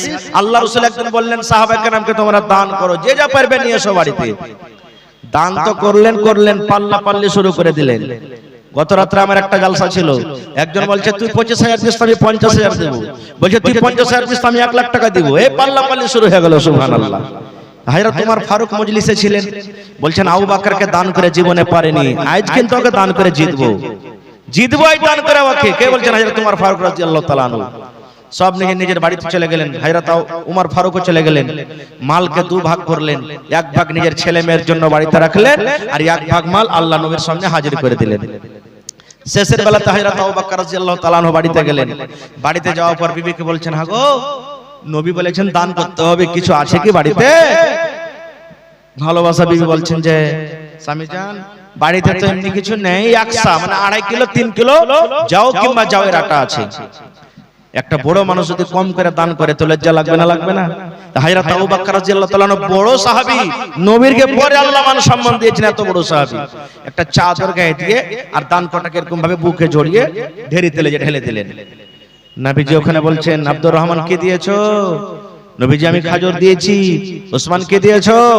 নবীজি আমি সোনার টাকা, চাঁদের টাকা আর উট ঘোড়া সব দিয়েছি। ওমর তুমি কে দিয়েছো? নবীজি মালকে 2 ভাগ করে 1 ভাগ বাড়িতে রেখেছি, 1 ভাগ আমি এখানে এনেছি। এবার নবীজি বলছেন আবু বকর তুমি কে দিয়েছো? হযরত আবু বকর বলছেন, ইয়া রাসূলুল্লাহ কি দিয়েছি এটা জিজ্ঞাসা না করে কি দিয়েছি আর কি বাড়িতে আছে এটা জিজ্ঞাসা করেন। নবীজি বললেন কি দিয়েছো, কি বাড়িতে আছে? এবার হযরত আবু বকর রাদিয়াল্লাহু তাআলা আনহু বলেন, আল্লাহ নবী গো, আমার বাড়িতে আল্লাহ এবং আল্লাহ রাসূলের মহব্বত নাম ছেড়ে আমার বাড়িতে যা ছিল সব আপনার সামনে হাজির করে দিয়েছি। নারে তাকবীর! 1 টাকা দেবেন, 1 টাকা নেব আপনার কাছ থেকে। আজকে দেখি এই মাদ্রাসার জন্য, কোরআনের জন্য কোন আল্লাহর বান্দা আছেন 1 কাঠা জমি দান করতে পারবেন মাদ্রাসাতে? 1/2 কাঠা 1 কাঠা জমি দিতে পারবেন? মাঠে ময়দানে বা রোডের পাঞ্জরে যে কোনো জায়গাতে হোক বিক্রি করে যা টাকা হবে মাদ্রাসাতে লাগিয়ে দিবেন। এরকম কোন আল্লাহর বান্দা আছেন? একটা লোক এরকম কোন আছেন কেউ 50,000 টাকা দিতে পারবেন? একটা লোক কেউ এমন আছেন 10,000 টাকা দিতে পারবেন? একটা লোক কেউ এমন আছেন 5,000 টাকা দিতে পারবেন? এবং 30 পারা কোরআন। দেখি কোরআনের মান সম্মান আল্লাহ ছাড়া কেউ জানে না। এই জন্য আমি দেখি আমার কোনো ভাই, নানা, দাদা কে এমন আছেন 1 টাকার কোরআনের পারার দাম 1 টাকার 1000 লোক আছেন কেউ। এবং মহিলা পেন্ডালে চাদর দিয়ে দেন। মাওলানা চাদর গেছে, মহিলা পেন্ডালে চাদর দেন আপনারা। মায়েরা, খালারা, দিদিরাকে বলবো, হে আমার বোনেরা, আপনাদের ব্যাপারে কথা রাখলাম মোটামুটি 1 ঘন্টা। আল্লাহ আপনাদের মান সম্মান কত উঁচা করে দিয়েছেন। এই জন্য আল্লাহর শুকরিয়া আদায় করে দুনিয়ার লোক কি বলছে না বলছে ওটা আপনার দেখার নাই। আল্লাহ, আল্লাহ রাসূল কি বলেছেন সেটা আপনার দেখার আছে। এই জন্য আপনারা চাদর ভর্তি করে করে দান পাঠান। মা আর দেখি কোনো বালি, কোনো মাখলা দিতে পারছেন কি পারেন না? গত জালসাতে দেখছি 1 খান 2 খান 3 খান করে বালি পাওয়া গেছে, নাকের পাওয়া গেছে, কানের পাওয়া গেছে। আজকে দেখি কোনো মা, খালা গহনা দান করতে পারে কি পারে না? আজকে দেখেন আমার হাতে কিছু টাকা এবং একটা আংটি পর্যন্ত এসেছে। সুবহানাল্লাহ, মনে হয় মহিলা পেন্ডাল থেকে। দেখি আমার মায়েরা, খালারা কে এমন আছেন গলা থেকে একটা হার দিতে পারবেন, কানের দিতে পারবেন, বালি দিতে পারবেন। এবং আপনি যখন মরে যাবেন, মরার টাইমে গোসল দেওয়ার আগে আগে সর্বপ্রথম গহনা ঘাটি খুলে নেওয়া হবে আপনার। আজকে বেঁচে থাকা কালে আল্লাহ রাহে দান করে দেন। আল্লাহ তোমার কোরআনের জন্য আমি দিয়ে চলে গেলাম, আল্লাহ সাদকায়ে জারিয়া হিসেবে আল্লাহ তুমি কবুল করে নাও। দেখি আমার কোন বোন, দাদি, নানি আছেন যে দানগুলো দিতে পারবেন। এবং আপনাদের সামনে থেকে দেখি কোন আল্লাহর একটা বান্দা আছেন 1000 ইটের দাম 10,000 টাকা দিতে পারবেন? একটা লোক 5,000 টাকা দিতে পারবেন, একটা লোক 25,000 টাকা কিংবা 1 কাঠা জমি দিতে পারবেন? দেখি আসেন তো দেখি ভাই। এবং 30টা লোককে আমি চেয়েছি 1,000, 2,000, 1 পারার দাম দিবেন তো 1,000, 2 পারার দাম দিবেন 2,000, আধ পারার দাম দিবেন তো 500 টাকা। দেখি তারপরে 200, 100, 10, 20 যে যা দিবেন ইনশাআল্লাহ আপনার দান নেব। আমার হাতে একজন ভাই আমার বেনামি থেকে 500 টাকা দিয়ে চলে গেছেন। আমার ভাই এখানে নাই কি দিয়ে চলে গেলেন যে 500 টাকা নাম বলেননি, থাকলে ভাই একটু সালাম করে যান। মাশাআল্লাহ, জাযাকাল্লাহ। রব্বানা যালামনা আনফুসানা ওয়া ইল্লাম তাগফির লানা ওয়া তারহামনা লানাকুনান্না মিনাল খাসিরিন। রব্বানা আতিনা ফিদ দুনিয়া হাসানা ওয়া ফিল আখিরাতি হাসানাতাও ওয়া কিনা আযাবান নার। হে রব্বুল আলামিন, আমার একজন ভাই বেনামিতে সঙ্গে কেহ যাবে না, কিন্তু যে দিনটা পড়িবে কবর মাঝে সইতে, জোগাড় কিছু করছ বন্ধু তার মাঝে বিছাইতে, জোগাড় কিছু করছ বন্ধু তার মাঝে বিছাইতে। লক্ষ কোটি মধুরা বয়ে করছ বালা খানা, হীরামণি মুক্তা দিয়ে পালঙ্কের ওই বিছানা। এমন জায়গা যাইতে হবে, এমন জায়গা যাইতে হবে যে ঘরে নাই সাথী, এমন ঘরে রইতে হবে যে ঘরে নাই বাতি, এমন ঘরে রইতে হবে যে ঘরে নাই বাতি। দাদা গেছেন, বাবা গেছেন, কেউ তো ফিরে এলেন না, এমনি ভাবে যাইতে হবে তোরা কেন বুঝিস না, এমনি ভাবে যাইতে হবে তোরা কেন বুঝিস না। সাধের ছেলে চলে যাবে আর তো আব্বা ডাকবে না, পরনের বেবি চলে যাবে আর তো ঘরে ফিরবে না, পরনের বেবি চলে যাবে আর তো ঘরে ফিরবে না। নারে তাকবীর। আজকে জলসার যোগ্যতময় শ্রদ্ধেয় সভাপতি সাহেব, উপস্থিত উলামায়ে কেরাম, সামনে বসা থাকা ইসলাম দরদি, দিন দরদি ভাই ও বাবাজিরা, পর্দানশীল মায়েরা, খালারা,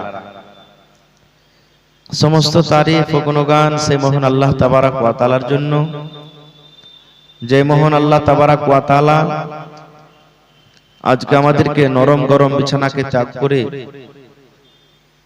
এই পিন্ডালের তলাতে বসে কিছু বলার ও শোনার তৌফিক দিয়েছে। তাই আমরা আল্লাহ তাবারক ওয়া তাআলার প্রশংসা করি, অন্তর থেকে মুহাব্বতের সাথে সকলেই পড়েন আলহামদুলিল্লাহ। একটু জোর করে আল্লাহর তারিফ করেন ভাই, আলহামদুলিল্লাহ। তারপর আমাদের শেষ নবী হযরত মুহাম্মদুর রাসূলুল্লাহ পড়েন সাল্লাল্লাহু আলাইহি ওয়াসাল্লামের পর অগণন দারুদ শরীফ শান্তির ধারা বর্ষিত হোক, আমিন। আল্লাহুম্মা সাল্লি আলাইহি, আল্লাহুম্মা বারিক আলাইহি। ভাই মুসলমান, আমি বিহারের মানুষ, আমার আপনার ভাষাতে হয়তো কিছু পার্থক্য হবে, তবে আমি চেষ্টা করব এবং আল্লাহর কাছে দোয়া করি, হে রব্বুল আলামিন, আমি যা কিছু বলবো যেন সহিহ হাদিস এবং কোরআন থেকে বলতে পারি এবং আমি আপনাদেরকে বুঝাইতে পারি, আপনারা যেন বুঝতে পারেন এবং সাথে সাথে যেন আমরা আমল করতে পারি, তার জন্য আল্লাহ আমাদেরকে তৌফিক দেন। আল্লাহুম্মা আমিন। ভাই আমার সময় 10টা পর্যন্ত, আমি দুটা পয়েন্টে কথা রাখবো আপনাদের সামনে। আমি প্রথমে কিছু আপনাদেরকে দেব, আর দ্বিতীয় নম্বরে আপনাদের কাছ থেকে শেষের দিকে কিছু নিব, এবং মাঝে মাঝে আমি আপনাদেরকে কিছু প্রশ্ন করব যার উত্তর আপনাদেরকে দিতে হবে। বর্তমান জামানা, যে সমাজ, যে টাইম এখন চলছে আপনাদের এলাকাতে, বা মনে করেন যে মোটামুটি পৃথিবীতে সব থেকে সস্তা, যার কোনো মূল্য নেই, যার কোনো দাম নেই, আল্লাহ এবং আল্লাহ রাসূল দিয়েছেন, ফজিলত দিয়েছেন, মার্তবা দিয়েছেন, কিন্তু আমরা বলছি যে কোনো মান নাই, কোনো সম্মান নাই, একবারে সব থেকে অবহেলা করছি আমরা তাকে। সেই জিনিসটা কি আপনারা বলতে পারবেন? এটা পানির বোতল নাকি? কথা বলেন না জি ভাই? হ্যাঁ, কথা বলবেন একটু আমার সাথে। এটা পানির বোতল, এর দাম 10 টাকা। টাকা না দিলে দিবে না, ফ্রিতে দিবে কি? দিবে না। একটা সালহাই, যাকে মাচিস বলি আর সালহাই বলি আমরা, আপনারা কি বলেন? সালহাই নাকি? হ্যাঁ, খরিদ করতে যাবেন 1 টাকা 2 টাকা 3 টাকা না হলে আপনাকে দিবে না। সুই, যে মহিলারা কেঁথা সিয়ায় কিংবা পাখা সিয়ায়, 1 টাকা 2 টাকা না হলে দিবে না। কিন্তু এমনই একটা জিনিস আছে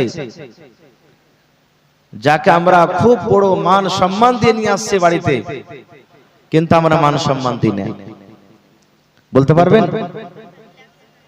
মাশাআল্লাহ, লেখা রাখেন মাওলানা, তখন পরে দোয়া করব। সেটা হলো আমার আপনার মেয়ে, বেটি। মান সম্মান দিছি কি? কথা বলেন ভাই, দিছি?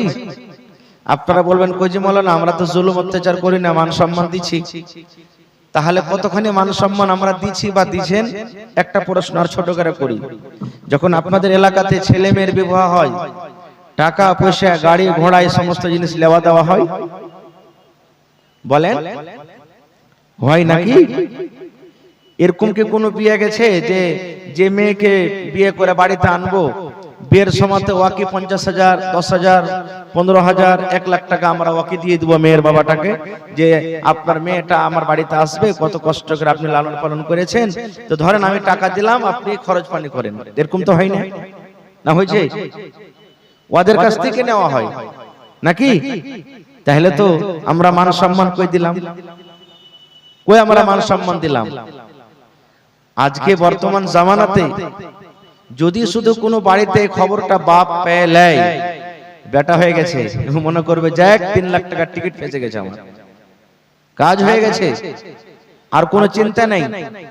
আর যদি মেয়ে হয় তাহলে মন খারাপ, আফসোস করে বলবে, আল্লাহ কত ছেলের আশা করেছিলাম, কিন্তু আল্লাহ তুমি বেটি দিলে কেন, বেটা হলো না। আল্লাহ, বেটা হতে গেলে এখানে ফোন, ওখানে ফোন, 10 বন্ধুকে ফোন, আর আপনার রাসাখোয়া মার্কেট না, 5 কেজি 10 কেজি মিষ্টি নিয়ে এসে প্রতিবেশীকে খিলিয়ে দিবে। বেটি যদি হয়, মিষ্টি খিলা দূরের কথা, ফোন ওখানটা ভালো করে কাউকে করবে না। একটা দুটা পর্যন্ত চলবে ভালো, আর যেমনই 2 এর উপর হয়ে গেল, 3 4 5 যখন শুরু হয়ে গেল, স্ত্রীর সাথে কথা বলবে না, যেমন থেকে আসবে গাইল দিবে, ঘুচা মেরে মেরে কথা বলবে, ননদা ঘুচা মারবে, যা জাঠানে ঘুচা মারবে, শাশুড়ি ঘুচা মারবে, পড়োশিতে ঘুচা মারবে, এ লিসি লাগানি বেটি বিয়ানি, তোর পেট থেকে বেটা হবে রে, জীবনে তুই দেখতে পাবি না, কালো নে কাল ঠিক হ্যাঁ, তুই জীবনে বেটার মুখ দেখতে পাবি না। কত রকম ঘুচা মেরে মেরে কথা বলে। না হলে জিজ্ঞাসা করেন ওই মাকে, যার কোলে এখনো 4 জন 5 জন মেয়ে আছে, বেটা হয়নি, কত কষ্ট তার, কত বিপদ। এবং এর উল্টা নিয়ে এলেন, যদি কোনো ভাই এমন আছেন দুনিয়াতে যে 7 জন 8 জন তার শুধু ছেলেই হয়েছে, বেটা হয়েছে, বেটি হয়নি, তাকে আমরা কি বলবো? শালা 8 করবে, একে বিটের সালে ছেলিস না বসতে, ওদিকেও ভেজাল হয়েছে না, হয় না? ভাই মুসলমান, আজ থেকে 1400 1450 বছর আগেকার ঘটনা বলছি। আমার শেখে মুহতারামেরা বসে আছেন, জিজ্ঞাসা করবেন যদি আমি মিথ্যা বলি তো। মক্কা নগরে যে জায়গাতে আমার আপনার নবী মুহাম্মদ সাল্লাল্লাহু আলাইহি সাল্লাম জন্ম নিয়েছেন, সেই মক্কা নগরে যখন আমার আপনার নবী নবী হননি, তার আগেকার কথা, ওকে জামানায়ে জাহেলিয়াত বলা হয়েছে। ওই টাইমে ও সমাতে মানুষরা কি করতো জানেন? মেয়েদের মান সম্মান করতো না। কেমন করে মান সম্মান করতো না? সুবহানাল্লাহ। আল্লাহ তাআলা কোরআনে বলছেন ওদের ব্যাপারে, ওয়া ইযা বুশিরা আহাদুহুম বিল উনসা যাল্লা ওয়াজহুহু মুসওয়াদ্দাও ওয়া হুয়া কাযীম। ওই মক্কা নগরে মক্কার মানুষেরা, মক্কার লোকেরা নিজের মেয়ের সাথে যা কিছু ব্যবহার করত, আল্লাহ রাব্বুল আমিন তাদের কথাটা কোরআনে দিয়ে দিয়েছেন কি তারা করত। ওই মক্কা নগরে কোন পাপ কোন বাড়িতে যখন তার ছেলে না হয়ে মেয়ের যখন খবর পেত, ওই বাবার কানে যখন খবর আসতো, এ আব্দুর রহমান, আব্দুল জব্বার, আব্দুল সাত্তার, তোমার বাড়িতে মেয়ে জন্মগ্রহণ হয়েছে, তোমার বাড়িতে বেটি জন্ম নিয়েছে। ওরে আল্লাহ, ওই বাবার মন খানা খারাপ হয়ে যেত, বাবার মুখখানা কালো হয়ে যেত, লজ্জার কারণে গ্রামে হাঁটতে পারতো না। আফসোস করে বলতো, রব্বুল আলামিন কেন তুমি আমাকে বেটি দিলে, কেন আমার বাড়িতে বেটা জন্ম নিল না? এই আল্লাহ, আমি কেমন করে লোকজনকে মুখ দেখাবো? আমি যখন লোকজন দোষ বন্ধুর পাশে বসবো, আমাকে ঘোঁচা মেরে মেরে কথা বলবে, তানা দিয়ে দিয়ে কথা বলবে। দেখো রে, মেয়ের বাবা চলে যায়, বেটির বাবা হেঁটে চলে যায়। আল্লাহ জি, কেন তুমি আমাকে বেটি দিলে? আল্লাহ, আমার বাড়িতে কেন বেটা জন্ম নিল না? আফসোস করতো, চেহারা মুখ কালো হয়ে যেত।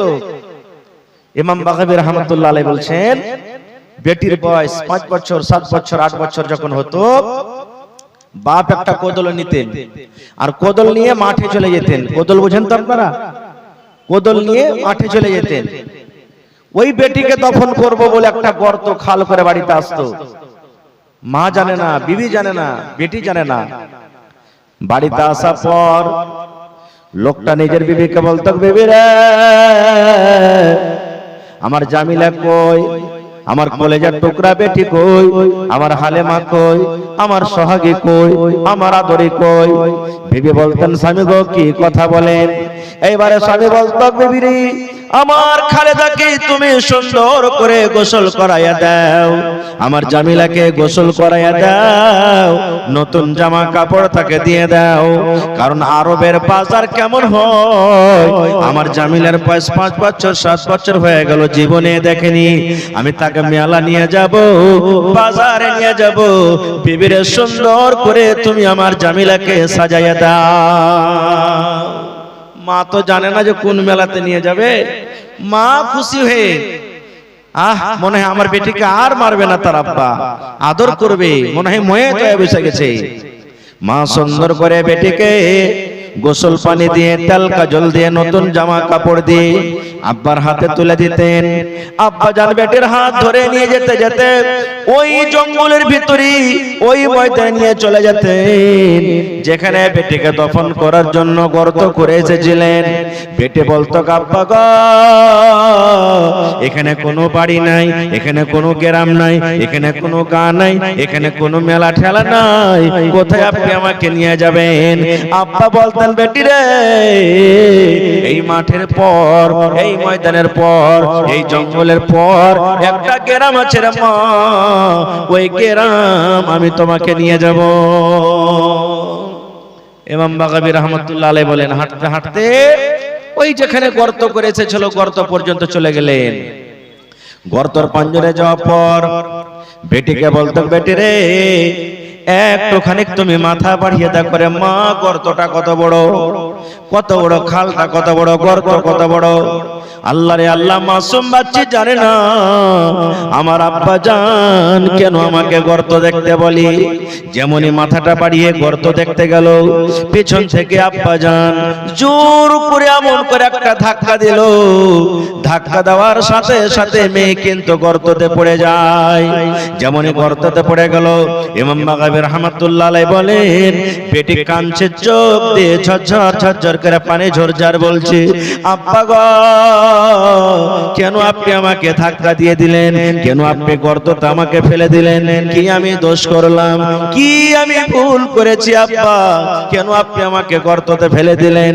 আব্বা বলতেন, বেটি রে, যেদিন থেকে তুই আমার বাড়িতে জন্ম নিয়েছিস রে মা, সেদিন থেকে পিছনে আমার রাতের বেলাতে ঘুম আসে না, আমি রাতের বেলাতে ঘুম আসে না, রাস্তা পথে আমি চলতে পারি না, আমি যখন রাস্তা দিয়ে হাঁটি মানুষেরা আমাকে দেখে দেখে বলে, দেখো এটা মেয়ের বাবা চলে যায়।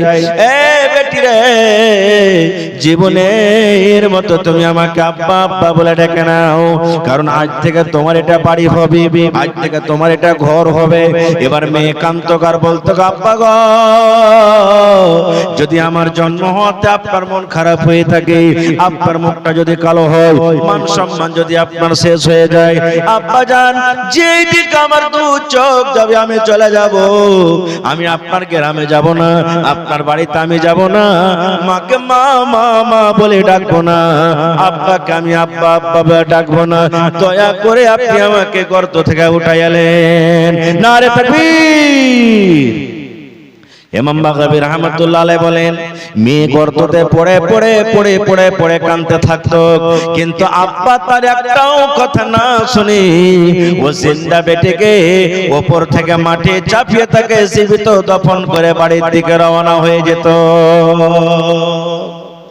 এরকম জুলুম অত্যাচার আমরা কি করছি আমার আপনার বাড়িতে? এখন তো আল্লাহ রাব্বুল আলামিন এমন মানুষকে জ্ঞান বুদ্ধি দিয়েছে, হসপিটাল চলে গেলাম, আল্ট্রাসাউন্ড করলাম, যাঞ্চ করলাম, এবারও মেয়ে হবে, ডাক্তারকে দিয়ে দিলাম টাকা, ডাক্তার বাবু আর জ্বালা সহে না, আপনি একে শেষ করে দেন। মক্কার লোকেরা তো দুনিয়াতে আসার পর নিজের মেয়েকে দফন করতে, আর আমরা দুনিয়াতে আসতে জেনে তার আগে আমরা দফন করে দিচ্ছি। ওই মান সম্মান করলাম, ওরা আমরা কি পার্থক্য হলাম? আহা হা হা। নবী যখন এই কথা শুনলেন, মক্কার কিছু কিছু মানুষ বেটিকে দফন করে দেয়। এই বেটির বাবা যারা এখানে আছেন, বেঁচে আছেন, খুশি হয়ে যান।